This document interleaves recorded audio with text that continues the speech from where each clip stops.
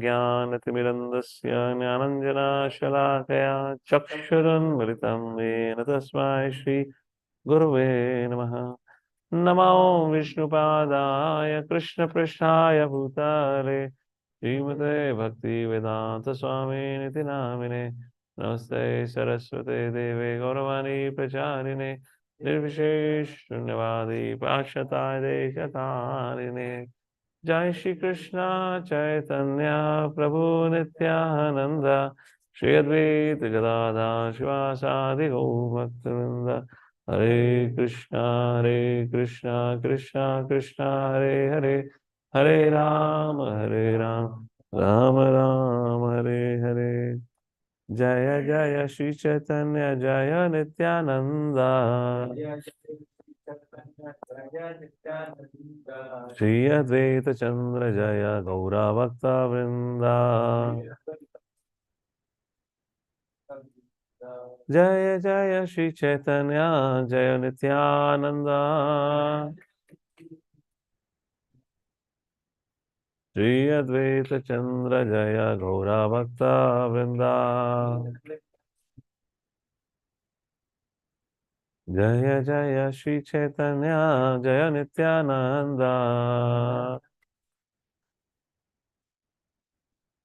श्री अद्वैत चंद्र जय गौर भक्त वृंदा। हरे Krishna.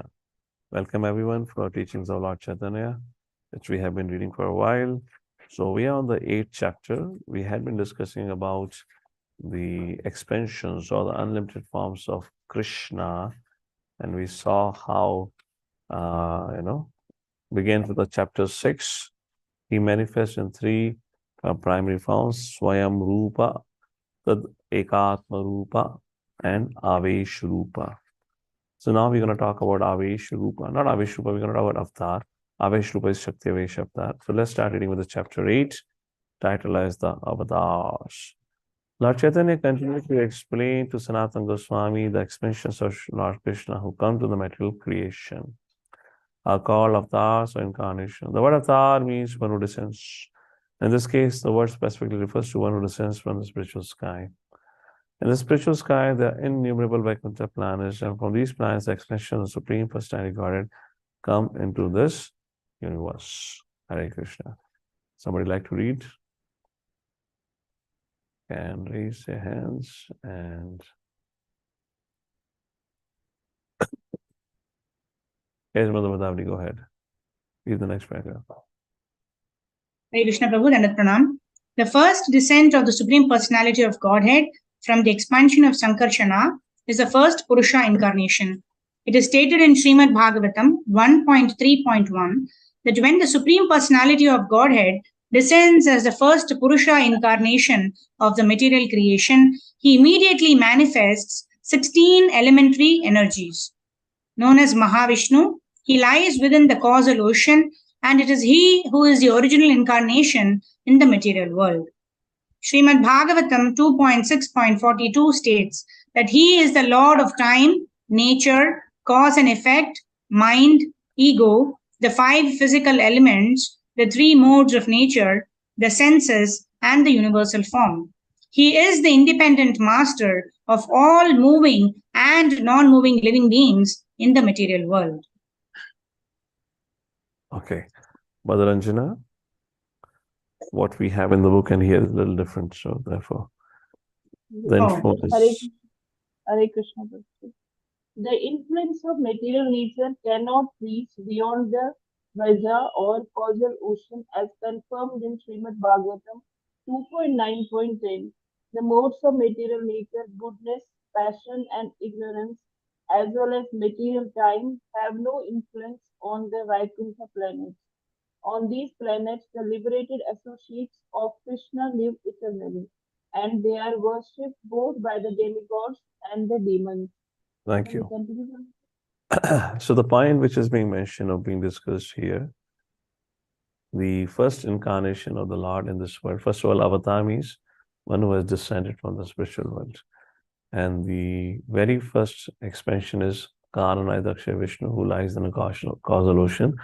and from whose body manifest, when breathe out, manifest unlimited universes. When he breathes in, all the universes ceases to exist.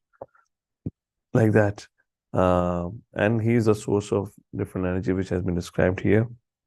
And then beyond the Virja river, Three-path Vibhuti, that is called a spiritual world, is described, just what Mother Anjana read, which is beyond the scope of time, where all the liberated individuals, along with the Supreme Personality of God, has unlimited expansions, resides eternally. All right. Next, material nature acts in two capacities, Maya and Pradhan. Maya is direct cause, Pradhan refers to the elements of the material manifestation. This is subject matter of the second and the third canto Srimad Bhagavatam. Pradhan, the sum total of material energy. Then takes the form of Mahatattva, like that it goes on. When the first Purusha avatar, Mahavishnu, glances over the material nature becomes agitated. If you take a look at Bhagavad Gita 14th chapter, verse number 3 and 4, that's where it's mentioned, Aham bija prataha pitaha, I am the seed giving father.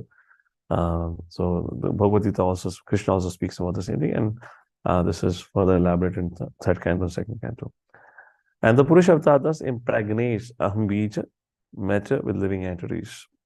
Simply by the glance of the Mahavishnu, consciousness is created, and this consciousness is known as Mahat Tattva. The predominating deity of the Mahat Tattva is Vasudeva, which also refers to the deity of consciousness. This created consciousness is then divided into three departmental activities according to three gunas: Sattva gun, Raja gun, Tama gun. Consciousness in the mode of goodness is described in the 11th canto Srimad Bhagavatam. The predominating deity of the mode of goodness is called Aniruddha. Consciousness in the mode of material passion produces intelligence, and the predominating deity in this case is Pradyumna. He is a master of the senses. Consciousness in the mode of ignorance causes the production of ether, sky, and the sense of hearing. The cosmic manifestation is a combination of all these modes, and in this way, innumerable universes are created. No one can count the number of universes. So the point here is, again, Maya tatam idam sarvam jagat avyaktam murtina. How do we really fathom that Krishna is present within every atom? This is what is being described.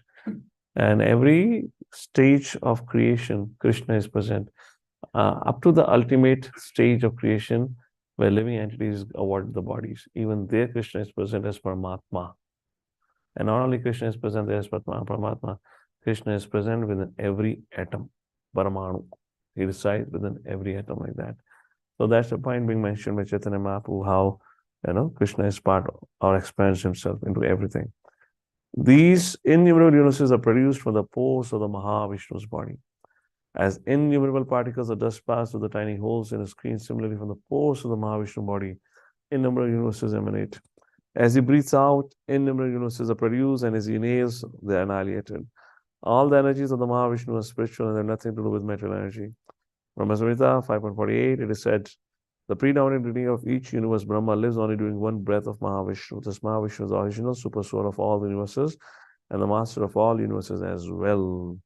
You can imagine how huge, how great Mahavishnu would look like.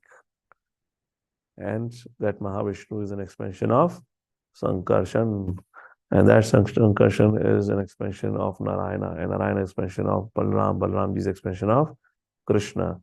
And that baby Krishna is tied by Mother Yashoda right behind you. That is what the glory of Damodar Leela. All right? Where were we? The second Vishnu incarnation, the Garbhodakshai Vishnu, enters each and every universe, spreads water from his body and lies down on that water. Interesting, huh? You know what's happening now?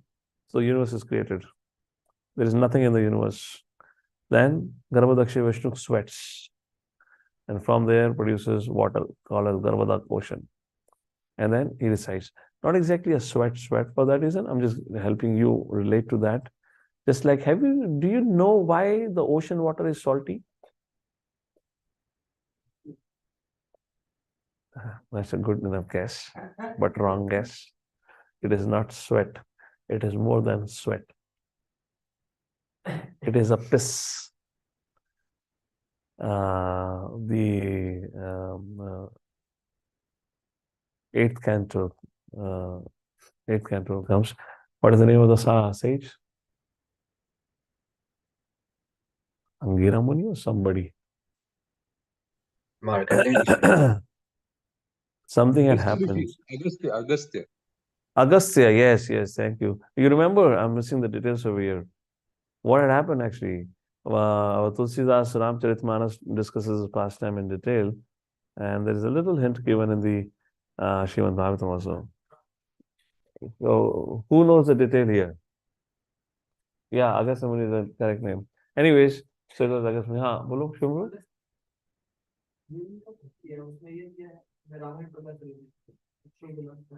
It is mentioned like राक्षस छुप गए थे पाताल लोक में, मतलब नीचे समुद्र के, जब भी इनको फाइट करना होता था तो ऊपर आके लड़ते थे. Correct.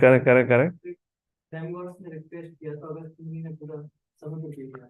हाँ, that is the situation. He drank all the ocean water. He emptied the whole thing.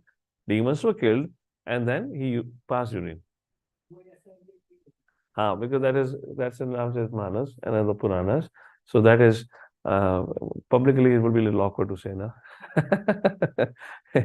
I mean, the point is when he can drink the whole ocean, why can't he relieve his stomach also like that?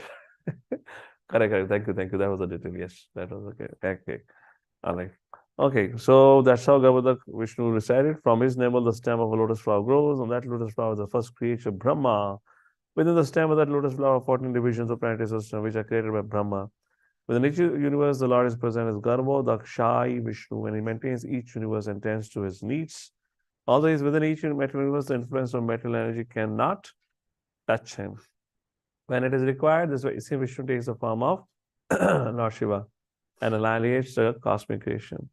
The three secondary incarnations, Brahma, Vishnu, and Shiva, are the predominating deities of the three modes of material nature, the master of the universe. However, it is the Garbhodaksha Vishnu who is worshipped by the Hiranyagarbha super soul.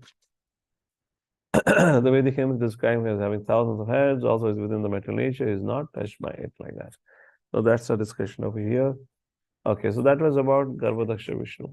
Now, Shirodaksha Vishnu. Mother Priyanka, continue reading.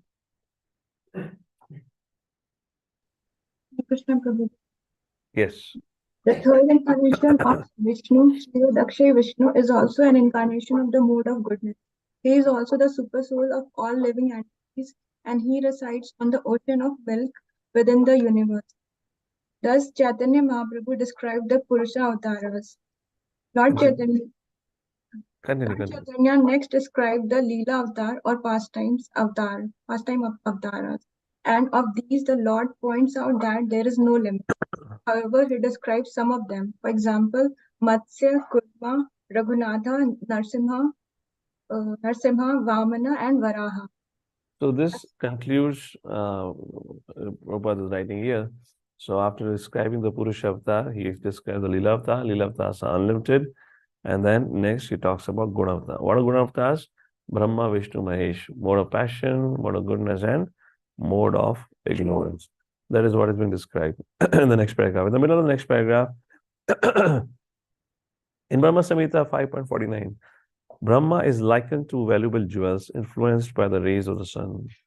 The sun is likened to the Supreme Lord Garbhodakshai Vishnu. If in some kalpa there is no suitable living entity capable of acting in Brahma's capacity, Garbhodakshai Vishnu himself manifests as Brahma and acts accordingly. Next, somebody like to read from here? You have to unmute. Okay.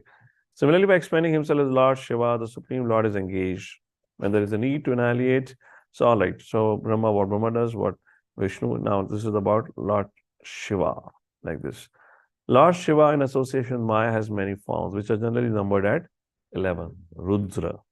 Lord Shiva is not one of the living entities, he is more or less Krishna himself. And the example again given in Brahma Samhita about milk and yogurt. Yogurt is prepared from milk, but milk is not prepared from yogurt, which means yogurt is an expansion of transformation of milk. That is what Shiva and Krishna's relationship. Shivji is expansion of Krishna, but Krishna is not an expansion of Shiva. Nor can we derive the spiritual restoration from Lord Shiva that we derive from Krishna. That means moksha. The essential difference is that Lord Shiva has a connection with material nature, but Vishnu, Lord Krishna, has nothing to do with material nature. So 8th canto Srimad Bhagavatam talks about it.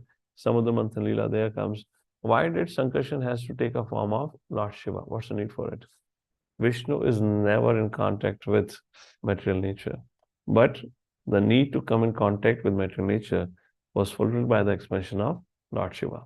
Therefore, Sankarshan explains himself as Lord Shiva. Srimad Bhagavatam, 10th canto, 88th chapter, verse number 3, it is stated Lord Shiva is a combination of 3 kinds of transformed consciousness known as Vaikarika, Taijasa, and Tamasa. Vishnu, although master of the modes of goodness, is in no way in touch with the influence of material nature. Although Vishnu is equal to Krishna, Krishna also shows Vishnu is a part, but Krishna is a whole. This is the version given by Vedic literatures. Brahma Samhita example is given of an original candle, Diparcha Evacha. Given the example of original candle, which lights a second candle, although both candles are of equal power, one is accepted as original, other is said to be kindled from the original. The Vishnu expansion is like the second candle. He is as powerful as Krishna, but the original Vishnu is Krishna. Brahma and Lord Shiva, obedient servants of the Supreme Lord, and the Supreme Lord as Vishnu is an expansion of Krishna. So this is all the concept of Brahma Samhita. Particularly after verse number 40, these are the things are mentioned. What we're reading. Now comes discussion on Leela Avatar. Lord Chaitanya explains, after describing Leela and Gunavata, Manvantara avatars. Then Sri Chaitanya Mahaprabhu speaks to Sanatana Goswami about Manvantara avatars. He first states there is no possibility of counting the Manvantara avatars. In one Kalpa, one day of Brahma, 14 Manus are there. One day of Brahma is calculated to be 40 billion, 320 million years. Brahma lives for 100 years. I like that the whole duration is mentioned here. Thus, if 14 Manus appears in one day of Brahma, there are 420 Manus in 1 month of Brahma, and 1 year of Brahma, 5,040 Manus, and multiplied by 100, 500,000 and 4,000. 500 and 4,000 Manus manifest during the lifetime of Brahma. Since there are innumerable universes, 500,000 multiplied by infinity, that makes infinite avatar. Chaitanya Mahaprabhu says, so let's give the subject matter. How much you speak about it? Because all the universes are produced simultaneously, no one can begin to calculate how many Manus are manifest at one time. Each Manu, however, is called by a different name. The first Manu is Swayambhuva Manu, son of Brahma, about whom we were recently reading and studying in Srimad Bhagavatam, that canto. Second Manu is Swarochisa, son of the predominating deity of fire. The third is Uttama, is the son of King Priyavrat. The fourth, Tamasa, the brother of Tamasa. Fifth, Raivata. And sixth, Chakshusha, are both brothers of Tamasa, which means all are descendants of Priyavat Maharaj, which means all are descendants of Swayambhuva Manu. Now you're getting it. Swayambhuva Manu had a son, Priyavrat. And Priyavat Maharaj had a son by the name of Uttama. And the fourth Manu is brother of Uttama. Fourth Manu. मतलब भाई जिंदा रहा होगा तभी तो fourth Manu बना होगा. Are you able to capture what's going on time scale? Priyavrat appeared in the first Manvantara. His son becomes a Manu in the third and the fourth and the fifth and the sixth Manvantara. So it could be they would have appeared again.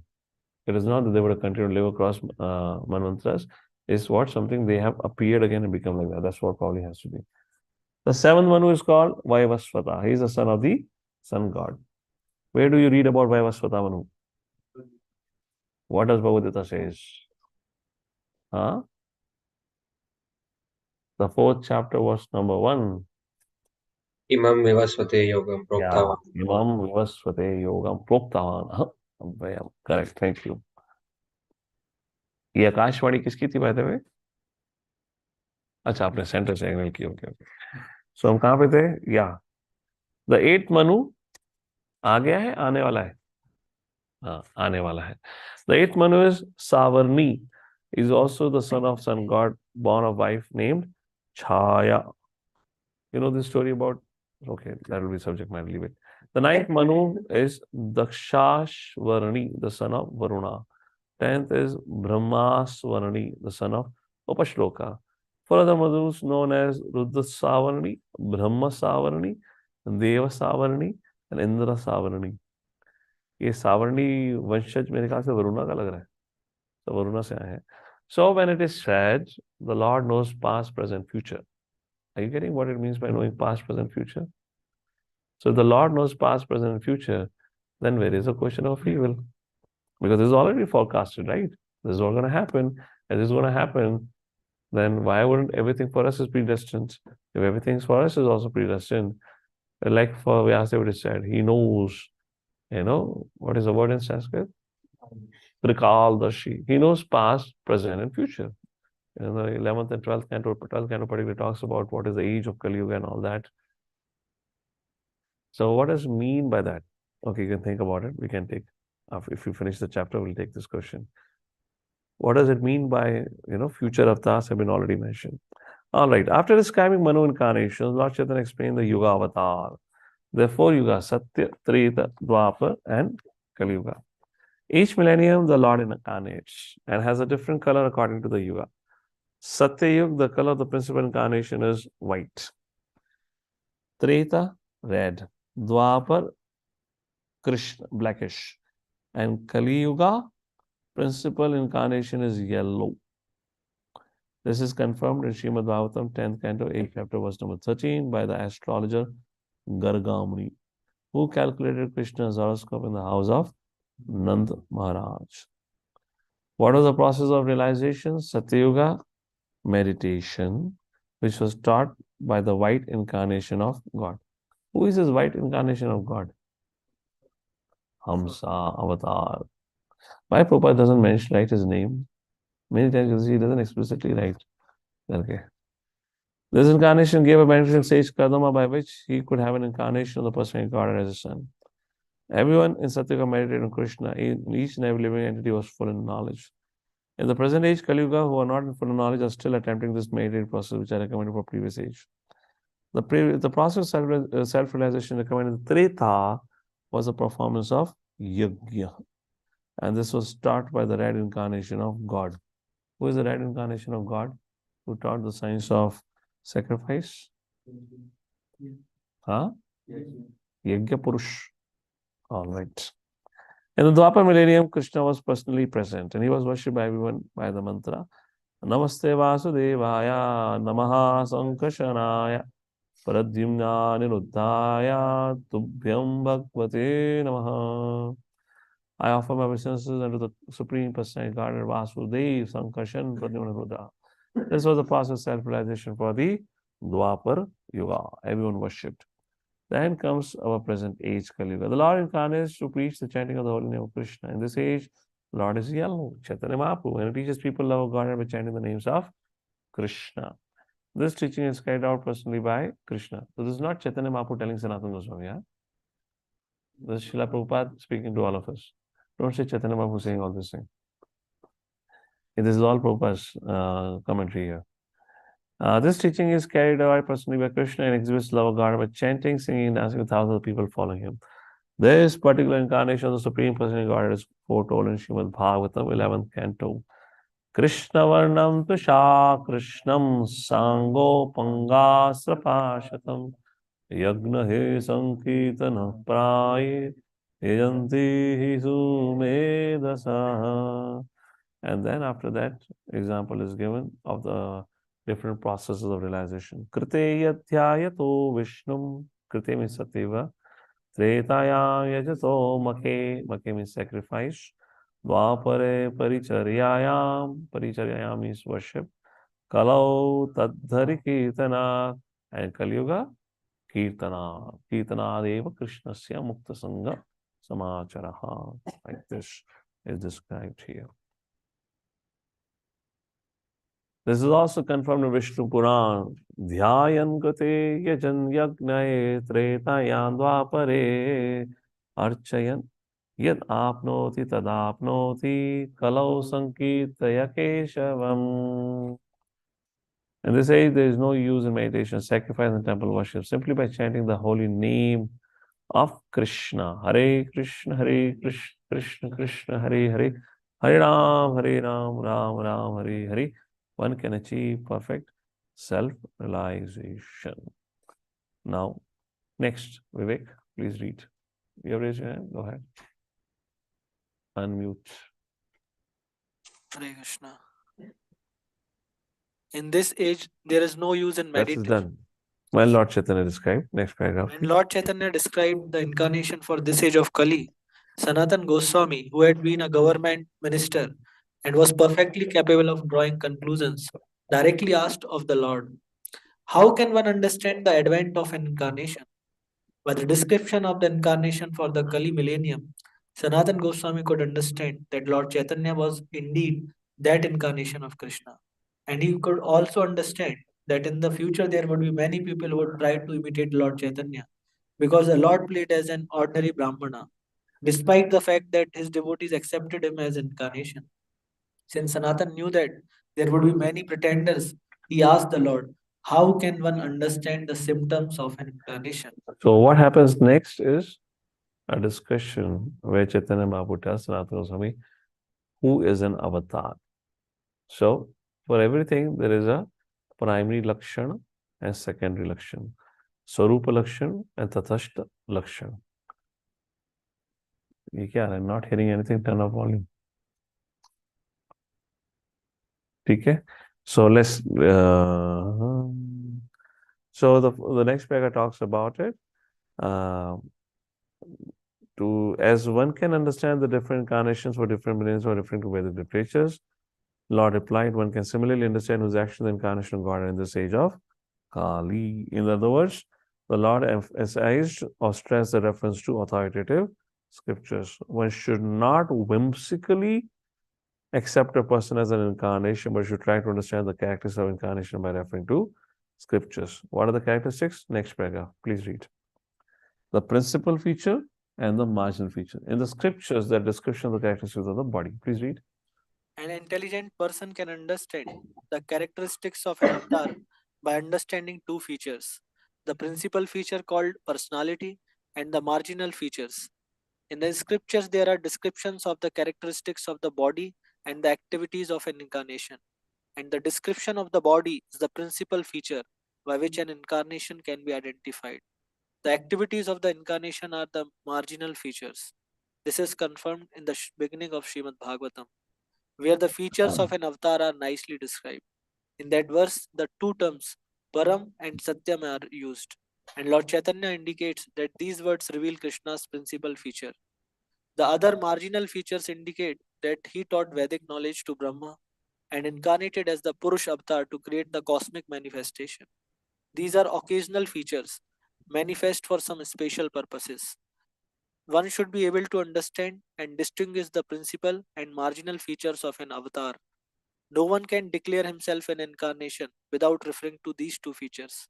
An intelligent man will not accept anyone as an avatar without studying the principal and marginal features. When Sanatan Goswami tried to confirm Lord Chaitanya's personal characteristics as being those of the incarnation of this age, Lord Chaitanya himself indirectly made the confirmation by simply saying, let us leave aside all these discussions and continue with a description of the Saktyavesh avatars. Now, what is Shaktya Avesh? Shakti ka Avesh. A particular living entity being empowered by a particular opulence of the Lord is called as Shaktya Avesh Avatar. The Shakti Avesh incarnations are of two kinds, direct and indirect. When Lord himself comes, he is called Sakshat, direct Shakti Avesh Avatar. He empowers some living entity to represent him, that is called Avesh Avatar. Example of indirect avatars are four Kumaras, Narada, Pratu, Parshuram. These are all living entities being empowered with specific opulence of the Lord. These are actually living entities like this. When a specific opulence of the Supreme Lord is invested in specific entities, they are called as Avesh Avatar. Just like Prabhupada, I'm just quoting a conversation. Prabhupada said Hitler was invested with the destructive potential of the Lord. I mean, to be able to cause such a wide-scale destruction is not an ordinary work. And how can you do unless it is sanctioned by the Lord? And to be able to, in a short span of time, to be able to do that, Prabhupada said he was invested with the destructive potential of the Lord. And similarly, Prabhupada Godbrothers would say, Prabhupada ji was invested with the Balaramji's or Nityanand Prabhu's mercy to preach like that. Otherwise, how can an old man at the age of 70 and beyond, less than 12 years, do, which is close to impossible? It's impossible. You start preaching, then you'll understand how difficult it is to, convince people Krishna is the Supreme Personality of Godhead. Even if you're able to convince people, then to deal with their challenges of life and inspire them, encourage them, and sustain them in chanting Hare Krishna is another challenge. And what to speak out, inspire them to dedicate their lives. Gauranga. That is beyond limits. And in proper times, everyone dedicated their lives. Everyone moved in, right? Purush or Stri. Everyone was 100% into the temple and they were serving like that. So that's just impossible. It's just impossible to happen like that. All right. I was reading, right? The four Kumaras specifically present Supreme Lord's opulence of knowledge. Nada represents bhakti. Devotion is also represented by Sri Chaitanya, who is considered the full representation of devotion service. In Brahma, the opulence of creative power. In King Prithu, the power of maintaining. In Parsuram, for killing evil elements. As far as Vibhati, or special favor of the Supreme Person God, is concerned, it is described in the 10th chapter of Bhagavad Gita that a living entity who appears to be especially powerful or beautiful should be known to be especially favored by the Supreme Lord. This is called Vibhuti, being empowered. Just like we have famous personalities, cricket stars, sports stars, film stars, Nobel Prize winners. So they are all being empowered by particular vibhuti, because of which they are able to excel better than others. Otherwise, we still have the same chemical composition. We have the same earth, water, fire, ether, from which gross body, mind, intelligence, possible, from which the subtle body came. Why someone is able to excel so much? That's the point here. What are the example of direct sakshat avatar? In Ananta, the power for sustaining all planets is invested. So the avatars are Shesha and Ananta incarnation. In Shesha incarnation, the power for serving the Supreme Lord is invested. So Anant, and Shesh avatar like this. After describing Shakti Avesh avatar, Chaitanya began to speak about the age of the Supreme Lord. अरे बाबा, प्रभु का as भी है. पढ़ो आगे, कितना as है प्रभु का? After describing the Saktavish incarnations, Chaitanya Mahaprabhu began to speak about the age of the Supreme Lord.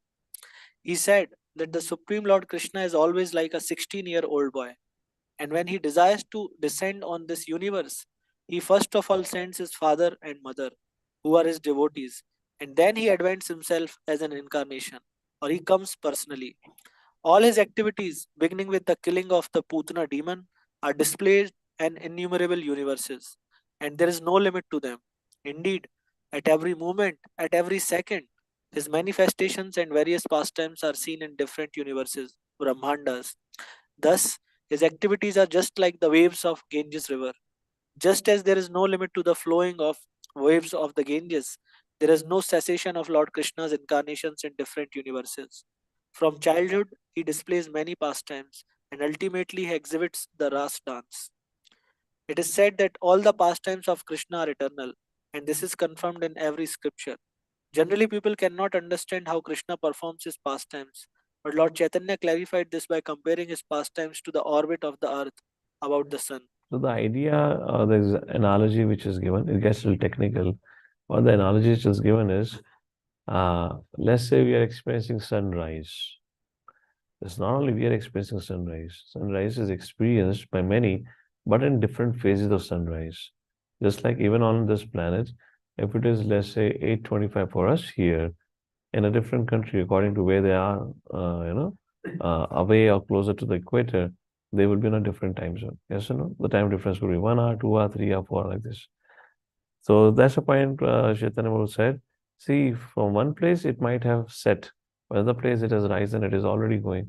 So like this, sun is visible across different time zones to different individuals in different planets. Similarly, lost pastimes are continuously being performed.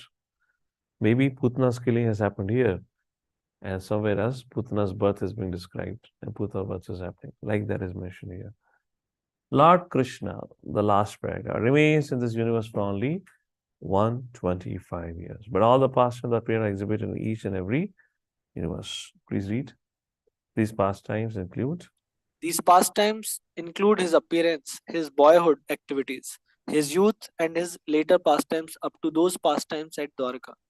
Since all these pastimes are present in one or another of the myriad universes at any given time, they are called eternal. The sun is eternally existing, although we see it rise and set, appear and disappear, according to our position on the planet. Similarly, the Lord's pastimes are going on, although we can see them manifest in this particular universe only at certain intervals. His abode is the supreme planet known as Golok Vrindavan, and by his will, this Golok Vrindavan is manifested in this universe and in other universes as well. Thus, the Lord is always in his supreme abode, Golok Vrindavan, and by his supreme will, his activities there are also manifested in innumerable universes. When he appears in those particular places, and in every manifestation, his six opulences are displayed. What a detailed information is given. We all would have heard of some of these here and there, but in this discussion here, how everything happens, what are the different expressions of the Lord, so much in details were taught by Sri Chaitanya Mahaprabhu, Sanatana Goswamis. All right, so we pause here for today. Tomorrow onwards, we'll read opulences of Krishna and then beauty of Krishna. I'll summarize. I'll make a presentation at my end to help you because reading this whole would take a time. Then comes service to the Lord. And then after, discussion will be about devotees and bhakti, like that. So at least before we conclude for this week and we go out for yatra, at least we should come up to the stage of bhakti. Devotional service in attachment. That is chapter 13. And then we'll read ecstasy afterwards. So that will be the aim to do it. And then will be soon coming the conclusions like this. Fantastic. Going good. Jagadguru Srila Prabhupada ki, Sri Chaitanya Mahaprabhu ki. Thank you all for joining in. And Hare Krishna. मुझे लगता नहीं किसी का कोई प्रश्न या कुछ है. Anyone has anything? All right, Pranjit, go ahead. Online बोल सकते हैं. Wait a second, Mother Shyamalavi, are you speaking something? Because my speakers. Yes, Prabhuji. Oh, yeah. I wanted to ask a question, Prabhuji. Whenever you give me permission, I'll ask. Yeah. Go ahead, Mother. Sorry, I couldn't hear because my speaker was off. Go ahead. So actually, Prabhuji, my question is that generally the Krishna comes only once in the day of Brahma. Correct. And after Krishna's appearance in Dwapar Yuga, Chaitanya Mahaprabhu may come or may not come. Okay. So my question is that, when Chaitanya Mahaprabhu does not come, or when Krishna, because, only when Krishna comes once in the day of Brahma, and there are so many Dwapar Yuga, Kali Yugas in the day of Brahma. So when Chaitanya Mahaprabhu does not come, then what avatara, sets the Yuga Dharma for Kali Yuga? Yeah, that's a fantastic question. That's a question for me also. Who sets a Yuga Dharma? So in other words, therefore, if you see the writings and teachings of Prabhupada, he emphasized whenever he would speak about Krishna, he would say, just some time ago, Krishna appeared. Yes. And he would, the idea is that we are so fortunate, we appeared in the time when Lord Shri Krishna appeared, along with that, Shri Chaitanya Mahaprabhu appeared. So in Kali Yuga, what is the Yuga Dharma actually? Because it is said, Kirtan, who establishes? That's a valid question. Generally, the Kalki avatar is of Kali Yuga. He establishes Dharma by annihilating. And that's what leads to the, next age again, Satya Yuga, which comes. So I don't know, I'll have to look into it. How does Yuga Dharma? Because Sri Chaitanya Mahaprabhu also doesn't appear in every Kali Yuga. So that's a question for me. Anyone has heard anything on this?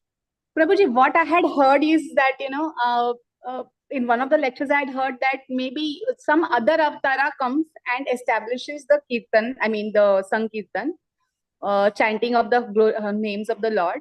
But then who comes, I have not heard. That's why I thought, how, it kind of happens. And is actually chanting the holy name is the Yuga Dharma for Kali Yuga in every, Manvantara and every this. Or That's is a it question. only That's a for question. this Yuga? That's the question again. That's the question again. Because see, Vyasdev ji largely had compiled for this Kali Yuga residence. Keeping in mind, when he says Kirtana Deva Krishnasya, that makes all the sense. And even if you see prior to Dwapar Yuga, of course, Om Namo Bhagavate Vasudevaya, those all mantras were there. The direct reference to Krishna wasn't so much available. We say that, Prahlad Maharaj worship Nrsimhadev. We have Vishnu worship, but Krishna worship was not explicitly. Prabhupada says in Satyuga, everyone was Krishna's devotee. But largely they were chanting prayers like, what was a prayer? What mantra did Narad taught to Guru Maharaj? It was not Om Namo directly, Bhagavate Vasudevaya. yeah, it was not directly, referring to Krishna. Of course, Vasudeva is Krishna, another name for Krishna like that. And Prabhupada says, see, this is the example. Krishna worship was there like that. In other words, you don't find Krishna reference so much, previous directly until after Krishna comes. So what I'm trying to make a point, just drawing an inference here, and the inference is, we have already compiled Srimad Bhagavatam at the end of Dwapar Yuga, and because Krishna has already appeared and Chaitanya Mahaprabhu is already forecasted to appear, he only says Krishna Varnam Tushar Krishna Sangopangas Pashay. So which means with that, for this age he's talking about this as a Yuga Dharma. So I don't know, I'll have to look into it. It's a question for me also. For Kali Yuga, is Yuga Dharma always Kirtan? I have not read or heard about it anywhere so far. If that is, if in case it is, then where is the reference? What reference it is? So the So largely logically, if you think, maybe, it seems like chanting should be the Yuga Dharma for every Kali Yuga, because it is the most easiest process, and Kali Yuga in every other Mahayuga would not be different from this kind of a no, the thing, point or is is, it different as well? yeah, see, the idea is Sankirtan became the Yuga Dharma is a benediction given to the Kali Yuga by the grace of Sri Chaitanya Mahaprabhu. Okay. Prior to Sri Chaitanya Mahaprabhu appeared, which means 4,500 years, what was happening? Of course, if you go into deeper analysis, Kali Yuga has not even started. It's a Sandhya time going on. Yes. So what was for the next? What was for the 4,500 years? Sri Chaitanya Mahaprabhu came. He established. He reversed the mantra from Hare Ram to Hare Krishna. And Brahmanas that time would not even loudly chant this mantra. So what was at that point of time? That was a prerogative, and So again, as an inference, I don't have a direct reference right now. It's a subject matter of research for me also. What exactly it is. So when I find it, I'll come back to you on this.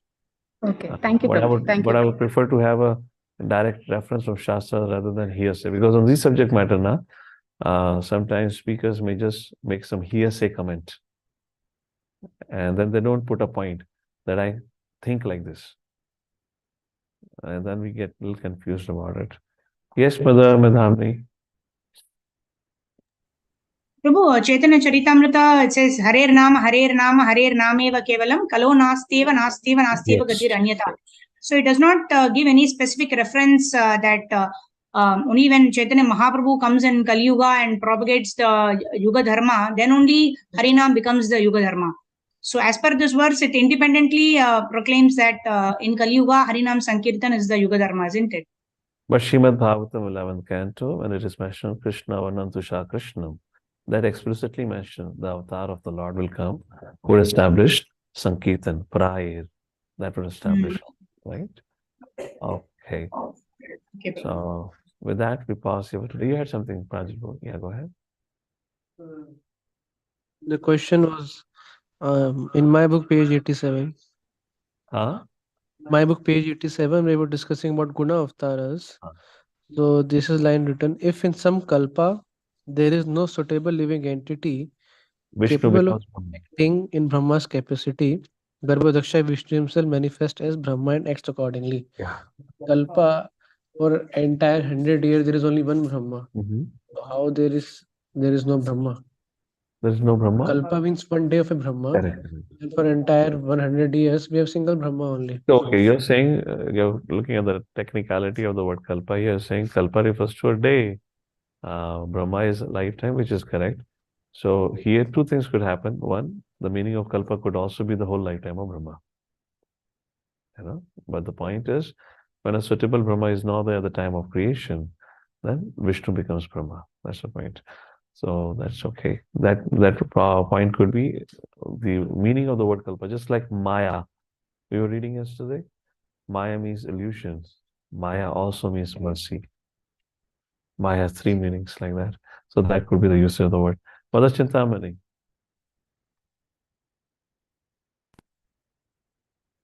Can you unmute yourself? Hare Krishna. Prabhuji, it is mentioned that in Kali Yuga, it is only Sankirtan Yagya, and there is no question, there is no need of meditation or temple Correct. worship and things like that. But Correct. we find that we also resort to temple worship, isn't it? Oh, yeah. And Yeah. meditation.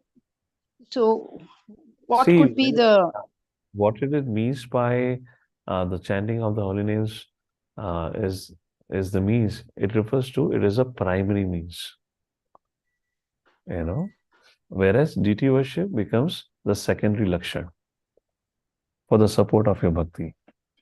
Now, Srila Bhaktivinoda Thakur in his writings very clearly mentions the importance of deity worship for neophyte devotee. Now, chanting of the holy names of the Lord from neophyte to Kanishta to Madhyama Uttama is a path of success. But deity worship is important for neophyte. Madhyama and Uttama need not do it. But for a neophyte is essential because unless you have a farm, unless you serve the farm, your attachment doesn't develop. Therefore, deity worship is essential. Therefore, when you go back to Shavanam Kirtanam Vishnu Smaran Pada Sevanam, that shloka, Prabhupada gives a long purport on deity worship. And he says every congregation should engage in deity worship. It's extremely important. And Bhaktivinoda Thakur gives a lot of emphasis. So how it works like Kanishta engages in deity worship, Madhyama Adhikari engages in teaching. And Uttama Adhikari is in bhajan. If you want to high level classify the roles in job profile, this is how it works like. So it's a secondary thing which is needed to strengthen our devotion. But Prabhuji, we have in our temples or any temple, the pujari himself is a very high class devotee, isn't it? So can we categorize him as I am not. neophyte? I'm not saying if somebody is doing puja is a kanishta. I'm not saying somebody is doing worship is kanishta. The point is kanishta adhikaris are engaged in deity worship. Not that somebody who's doing deity worship, even after 15 years of doing deity worship, he'll remain kanishta. That is not the point. But who is engaged in deity worship primarily is kanishta adhikari. Like that. It's not that Madhyamadhikari cannot do. No, when you talk about ISKCON and our activities, largely it is done in terms of what is the need of the hour. If there is nobody, then even the Guru will go into deity worship. Like His Holiness Gopal Krishna Goswami Maharaj loves deity worship. Every morning he'll do. So it is not that it is indicated now Gopal Krishna Goswami Maharaj did deity worship. So he comes into Kanishta platform. No, that's not the point. Is who is engaged in what service? So those Kanishtas, they are encouraged and engaged in deity worship. Now in deity worship, they could do a direct or they could do what we call dasanudas. So the first service for Kanishta begins with backup service. Then from backup service, eventually he enters into the altar, then he becomes dasanudas, where he assists the main pujaris in setting up the deity plates, in cleaning the altar, etc. And then eventually after further progress, then he starts with the service of offering arti. Then he goes forward to the next stage where he now begins to offer, begin to dress the deities. And the first deities you begin to start dressing is Gaunitai, Jagannath, Baldev, Subhadra. Then eventually, after several years, then you come to direct worship of Shri Radha and Krishna. That's generally the procedure that happens. When you develop certain amount of maturity, nobody just can go and touch Srimati Radharani like this. Even if you're Brahman Dishit, what's the state of your consciousness? So then it's, being in the altar, it gets purified. And why it is said? Because in deity worship, deity engagement is highly purifying. Very, very purifying. Our experience is far greater that way. That's the point. All right, Mother? Yes. Thank you, Prabhuji. Hare Krishna. Hare Krishna. So we conclude here for today. Jagadrushi